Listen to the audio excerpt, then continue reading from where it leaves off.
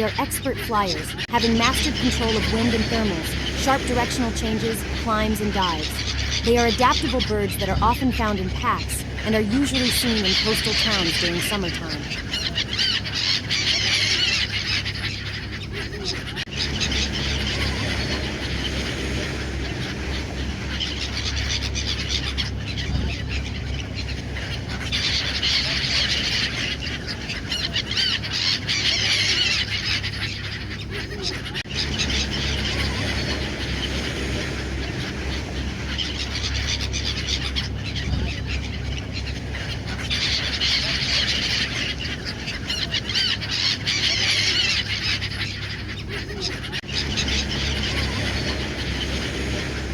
Seagulls usually mate for life and are highly social, often communicating with each other through specific calls and body movements. They are omnivores that will eat a variety of foods, including other birds.